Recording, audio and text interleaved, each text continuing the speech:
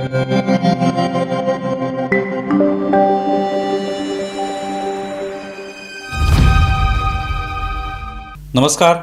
News डंकामध्ये मी महेश विचारे आपल्या सगळ्यांचं मनपूर्वक स्वागत करतो.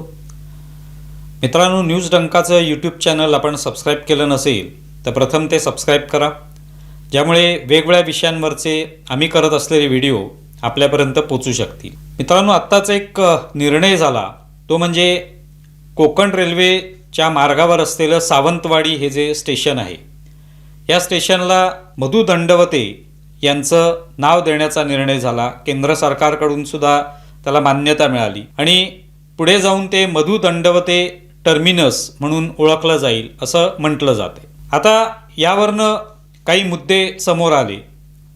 एक तर सावंतवाडी हे स्टेशन हे फार पूर्वीपासून सावंतवाडी हा जो तालुका आहे तो प्रसिद्ध असलेला तालुका आहे. एक संस्थान, सावंतवाडी संस्थान म्हणून ते प्रसिद्ध आहे आणि मोठा इतिहास आहे. 350 वर्षांचा इतिहास असलेलं हे ठिकाण आहे आणि त्यामुळे या स्टेशनला सावंतवाडी हे नाव असणं अगदीच योग्य आहे. आता ते नाव जे आहे ते काढून टाकलं आणि त्या जागी दंडवतेंचं नाव दिलं तर निश्चितपणे सावंतवाडी हे नाव जे आहे ते एकंदरीतच पुसलं जाईल आणि नव्याने मधु दंडवते टर्मिनस म्हणून ते ओळखलं जाईल. जेव्हा लोक कोकण रेल्वेने प्रवास करतील त्यावेळेला सावंतवाडीच्या ऐवजी मधु दंडवते टर्मिनस हाच सातत्याने उल्लेख येईल.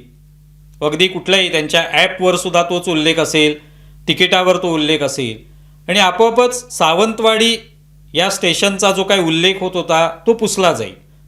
लोकांच्या एक प्रकारे मनातून सुद्धा सावंतवाडी हे नाव जे ते निघून जाईल. पुढच्या पिढ्यांना तर ते माहितीच पडणार नाही. अर्थात सावंतवाडी हा जो का तालुका आहे त्याचं सावंतवाडी नाव आहेच, पण मधु दंडवतेंचं नाव त्याला दिल्यामुळे त्या सावंतवाडी नावाचा जो काही नावामागचा जो काही इतिहास आहे तो का विसरायचा आहे हा प्रश्नसुद्धा मनामध्ये निर्माण होतो.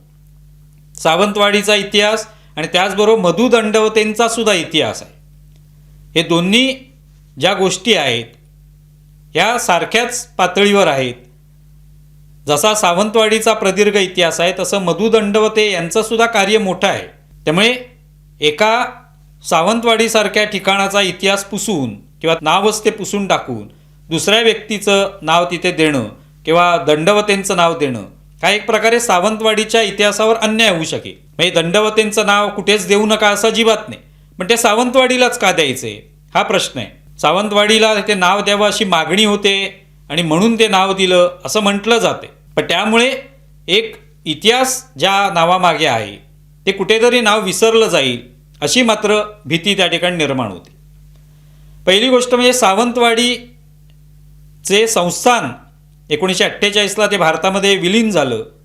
त्या संस्थानाचा काय इतिहास आहे हे सुद्धा जाणून घेणं आवश्यक आहे. छत्रपती शिवाजी महाराजांच्या आधीपासूनचा त्याचा इतिहास आहे सावंतांचा, त्यामुळे तो जाणून घेणं आवश्यक आहे. पहिला जो काही सावंतांमधला जो कर्ता पुरुष होता मांग सावंत, त्यांच्यापासून हे सावंतांच्या पिढ्या ज्या आहेत त्या सुरू झालेल्या असं म्हटलं जातं. ते एका युद्धामध्ये मारले गेले. मांग सावंत जे होते त्यांच्या 7 पत्नी होत्या, त्यापैकी 6 पत्नी ज्या आहेत त्या सती गेल्या. एक पत्नी गरोदर होती, ती सती गेली नाही. त्यांचा मुलगा म्हणजे फोंड सावंत. फोंड सावंत यांची नंतर पुढची वाटचाल, पुढचं त्यांचं आयुष्य जे आहे ते गरिबीत गेलेलं होतं. त्यांचा मुलगा होता खेम सावंत. तो एका ब्राह्मणाकडे गुराखी म्हणून काम करत असे. एकदा ब्राह्मणाला कळलं की बराच वेळ झालेला आहे पण हा मुलगा जो आहे तो अजून गुरं काय घेऊन आलेला नाही. तेव्हा ते त्या ठिकाणी बघायला गेले. तेव्हा तो एका झाडाखाली झोपला होता. थकला असेल म्हणून झोपला होता त्या ठिकाणी. पण ते त्याच्याकडे बघत असताना त्यांना लक्षात आलं की त्या खेम सावंतच्या डोक्याजवळ एक नाग बसलेला आहे आणि त्यामुळे त्यांना कुतूहल वाटलं की हे असं कसं काय झालं. आणि त्यातून त्यांना वाटलं की या मुलामध्ये काहीतरी प्रतिभा आहे, काहीतरी नक्कीच पुढच्या आयुष्यामध्ये हा मोठं काहीतरी काम करून दाखवणार आहे असं त्यांना वाटलं.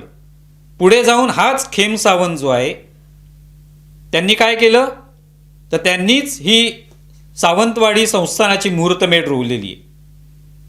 त्यांनी स्वतःचं सैन्य तयार केलं. विजापूरकरांकडे ते चाकरीला होते, पण त्यांनी तरी त्याच्यातून पुढे जाऊन स्वतःचं सैन्य तयार केलं आणि स्वतःचं एक संस्थान तयार केलं, जे सावंतवाडी संस्थान म्हणून ओळखलं जातं. असा तो अगदी सुरुवातीचा इतिहास आहे. त्यानंतर पुढच्या काळामध्ये लखम सावंत, नार सावंत, जयराम सावंत, श्रीराम सावंत अशा या पिढ्या तयार होत गेल्या. बापूसाहेब सावंत हे त्यातले शेवटचे राजे आहेत. ह्या सगळ्या सावंतांचा इतिहास पाहिला, त्यांना सावंत भोसले असं सुद्धा म्हणतात. त्यांचा इतिहास पाहिला तर ते आध्यात्मिक होते. समाज जीवनाबद्दल त्यांना ओढ होती, समाज सुधारणेबद्दल ओढ होती. समाजामध्ये ज्या जुन्या रूढी परंपरा असतील त्यात त्यांनी बदल केले, त्या रूढी परंपरा नष्ट केल्या. स्त्रियांचं शिक्षण, स्त्रियांच्या बाबतीत ज्या काही चुकीच्या रूढी परंपरा होत्या त्या बदलायला लावल्या. असे सुधारणावादी हे राजे होते आणि पुढे ते काम करत राहिले तशा पद्धतीने आणि शेवटी हे संस्थान जे ते विलीन झालेले आहे भारतामध्ये. पण त्यांचा इतिहास चांगला इतिहास आहे. कुठे ऐशो आरामी जीवन ते जगलेलं नाही आहेत, उलट समाजासाठी त्यांनी खूप दिलेलं आहे ह्या सगळ्या राजांनी. आणि त्यामुळे सावंतवाडी जेव्हा नाव आपण घेतो तेव्हा हा इतिहास जो आहे तो लोकांना माहिती पडला पाहिजे. त्याच ठिकाणी दंडवतेंचं नाव दिलं तर तो सावंतवाडी नाव पुसलं जाईल. म्हणजे दंडवतेंचा अपमान करण्याचा किंवा दंडवतेंचं नाव कशाला द्यायचं असं म्हणण्याचा अर्थ नाही, पण तो त्या ठिकाणी न देता अन्यत्रही तुम्हाला देता येऊ शकतं.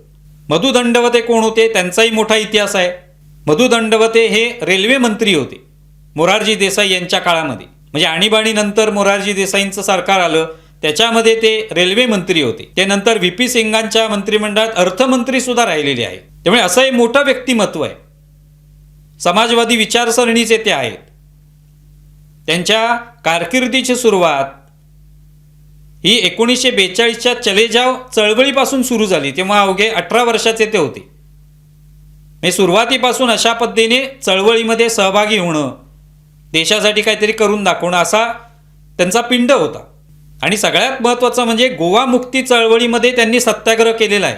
तो सत्याग्रह करत असताना तिकडच्या पोलिसांनी या सगळ्या सत्याग्रहींना बेदम मारहाण केली आणि त्याच्यामध्ये कायमस्वरूपी दुखापत मधु दंडवतेंना झाली. पण या सत्याग्रहातून प्रेरणा घेऊन पुढे जाऊन सरकारने तिथे लष्करी कारवाई केली आणि गोवा मुक्त झालेला आहे. म्हणजे कुठेतरी याच्या गोवा मुक्ती चळवळीमध्ये त्यांचं मोठं योगदान आहे. अशा या व्यक्तिमत्वाचं नाव जे आहे ते द्यायला पाहिजे, द्यायला हरकत नाही. पण त्यात एक इतिहास पुसून आपण दंडवतेंचं नाव जेव्हा देतो तेव्हा साहजिकच पुढच्या पिढ्या ज्या आहेत त्या सावंतवाडीचं नाव विसरून जातील. हा सुद्धा धोका त्यामागे आहे. मधु दंडवते यांनी कोकण रेल्वे सुरू केली. कोकण रेल्वेचा जे आपण म्हणू शकतो की पहिला टप्पा जो आहे त्याला मंजुरी त्यांच्या काळात मिळालेली आहे, आपटा ते रोहा. आणि तेव्हापासून ते कोकण रेल्वे ही सुरू झाली. म्हणजे त्यांना ते श्रेय आहेच. त्यामुळे त्यांचं नाव ती कुठल्या तरी स्टेशनला देणं आवश्यक आहे किंवा त्यापेक्षा आणखी मोठा सन्मान देता येऊ शकतो. त्या काळामध्ये त्यांनी जवळपास 5000 किलोमीटरचे जे ट्रॅक होते जे खराब झाले होते, खिळखिळे झाले होते, ते पुन्हा एकदा दुरुस्त केले त्यांच्या रेल्वे मंत्रिपदाच्या काळामध्ये. दुसरी गोष्ट म्हणजे स्लीपर कोच सेकंड क्लासचे जे लाकडी होते, लोक त्यावर झोपू शकत नसत किंवा खूप त्रास त्यांना होत असे, अशा वेळेला त्याच्यावर गादी बसवणं किंवा कुशन बसवण्याचं काम हे त्यांच्या काळात झालं. तो निर्णय त्यांनी घेतला. मग असं जरी व्यक्तिमत्व असेल तर त्यांचं नाव किंवा स्मारक निश्चितपणे उभारलं जावं. मग ते कदाचित तुम्ही मडगाव स्टेशनलाही त्यांचं नाव देऊ शकता, कारण कोकण रेल्वेचा टप्पा आहे पूर्ण मडगावपर्यंत. मग त्या मडगाव स्टेशनलाच नाव द्यावं. पण अर्थात कदाचित इथे सावंतवाडीमध्ये टर्मिनस होणार असेल म्हणून ते नाव देण्याचं ठरलं असेल. पण मग ते निदान नाव मधु दंडवते सावंतवाडी टर्मिनस असंही करता येऊ शकतं, जेणेकरून सावंतवाडी हे नाव राहील. अर्थात दंडवतेंचं नाव दिल्यामुळे सावंतवाडी तालुक्याचं नाव काय बदलणार नाही, पण लोक जे रोज प्रवास करणार आहेत त्यांच्या तोंडी सावंतवाडी हे नाव राहावं आणि दंडवतेंचंही नाव राहावं असा प्रयत्न का होत नाही किंवा होऊ शकत नाही, याचा विचार नक्कीच होऊ शकतो. त्या तो करावा, कारण दोन्ही हे इतिहासामध्ये नावाजलेले असे प्रसंग म्हणजे सावंतवाडीचा सावंतवाडी संस्थानाचा इतिहास आणि मधु दंडवतेंचा इतिहास हे दोन्ही महत्त्वाचे आहेत. आज आपण पाहतो की अनेक ठिकाणं जी आहेत औरंगाबादचं नाव बदलून छत्रपती संभाजीनगर करण्यात आलं. व्हिक्टोरिया टर्मिनस, VT स्टेशन ज्याला म्हणायचे, ते नाव छत्रपती शिवाजी महाराज टर्मिनस अशा नावाने ओळखलं जातं. ही नावं का बदलली? कारण जो काही औरंगजेबाचा इतिहास होता, तो स्वराज्याच्या विरोधातला इतिहास, स्वराज्य नष्ट करणारा औरंगजेब जो आहे, स्वराज्य नष्ट करण्यासाठी इथे आला होता महाराष्ट्रामध्ये. आणि अशा व्यक्तींचा इतिहास आपल्याला नको आहे, तो कोणालाही प्रेरणादायी नाही, म्हणून आपण ती नावं बदलतोय. पण सावंतवाडी संस्थानाचा इतिहास हा काय असा अत्याचाराचा इतिहास नाही, तो प्रेरणादायी इतिहासच आहे, समाज सुधारणेचा इतिहास आहे. किंवा ते नाव राहावं हे महत्त्वाचं आहे. आणि त्यासाठी एकतर मधु दंडवतेंचं स्मारक तुम्ही मडगावला करू शकता किंवा अन्य कोणत्या स्टेशनवर करू शकता, किंवा मग सावंतवाडीत करायचं तर ते मधु दंडवते सावंतवाडी स्टेशन किंवा सावंतवाडी मधु दंडवते स्टेशन टर्मिनस असं तुम्ही नाव देऊ शकता. आता यामागे नेमकी कोणती कारणं होती, का नेमकं त्या स्टेशनला ते नाव दिलेलं आहे, काय मागणी आहे त्याच्यामागचा काही इतिहास आहे का, हे मला माहिती नाही आहे, पण तोही तपासता येऊ शकतो. हा एक मी या निमित्ताने विचार मांडण्याचा प्रयत्न केला. तुम्हाला विषय कसा वाटलाय जरूर कळवा. आमचा व्हिडिओ जास्तीत जास्त लाईक करा, शेअर करा आणि आमचे यूट्यूब चॅनल सबस्क्राईब करा. धन्यवाद.